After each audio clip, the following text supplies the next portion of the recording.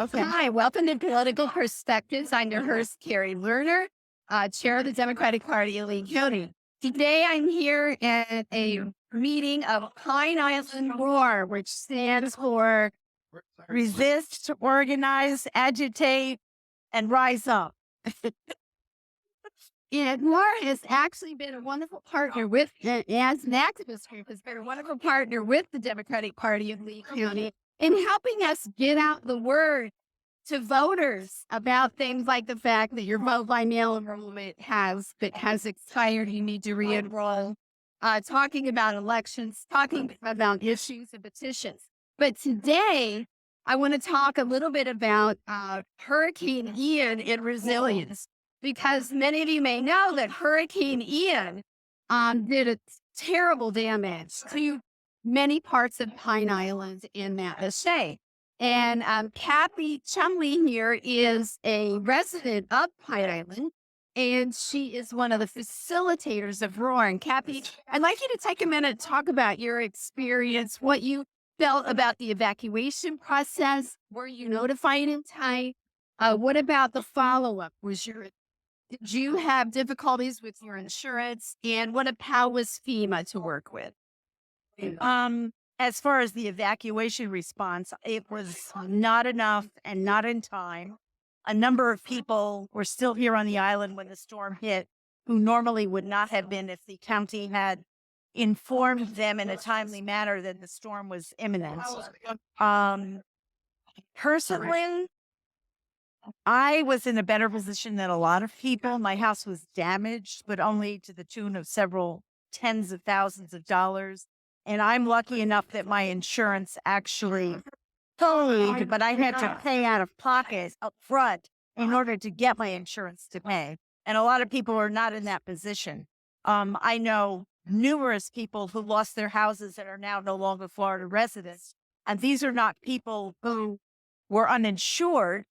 These were people with insurance, but were fighting with their insurance companies, had to deal with public adjusters who are also very difficult to deal with and not particularly helpful, but we're certainly happy to take money from these people.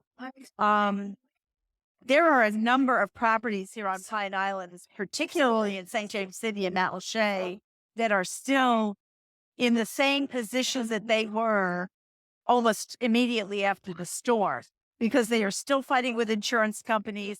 FEMA, to my knowledge, recently said that they are running out of money.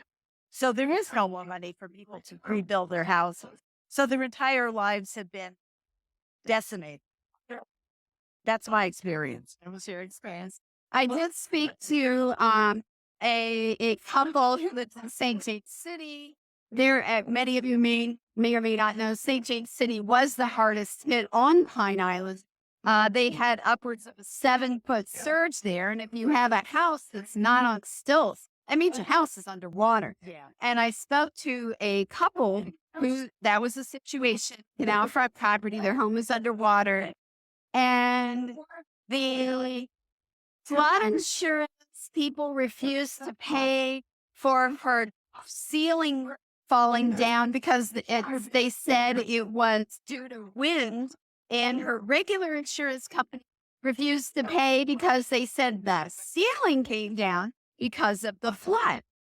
Meanwhile, these people, their entire savings, this was their dream home. Their entire savings were wrapped up in this tower. They're living in a home with ripped, to this day, with ripped out walls.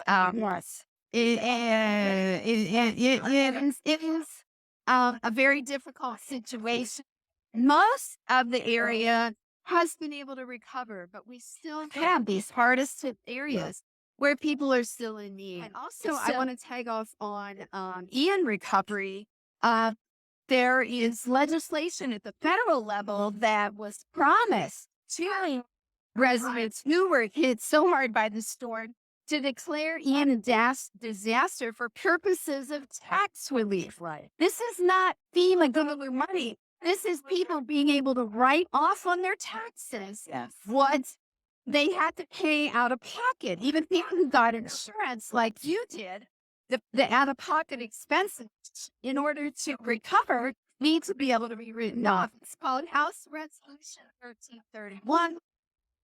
Congressman Greg Stubbe was the prime sponsor of the bill. Our Congressman Byron Donalds is a co-sponsor. After 8 days, he signed on to the bill.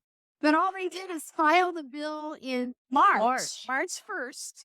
Yes. Which obviously that wasn't going to be enough time in order to get it through Congress in time for people to write it off on their taxes.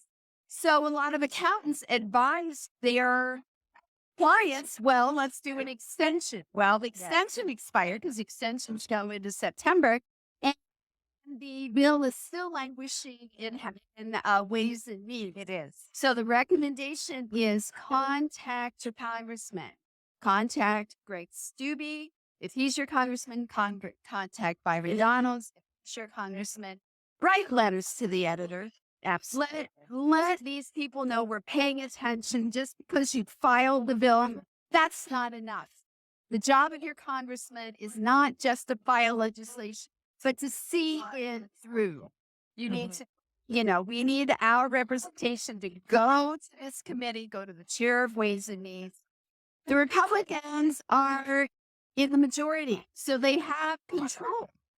They have the chairs of all the committees, and they have the speaker who has the ability to introduce these bills on the floor. So that's And the rest of us have the right to be represented, whether we're Democrats or Republicans, because we are their constituent. So thank you. Thank you very much for your time, Kathy, and for sharing your personal story. I'm Kari Lerner, chair of the Democratic Party of Lee County, and this has been Political Perspectives. Yeah.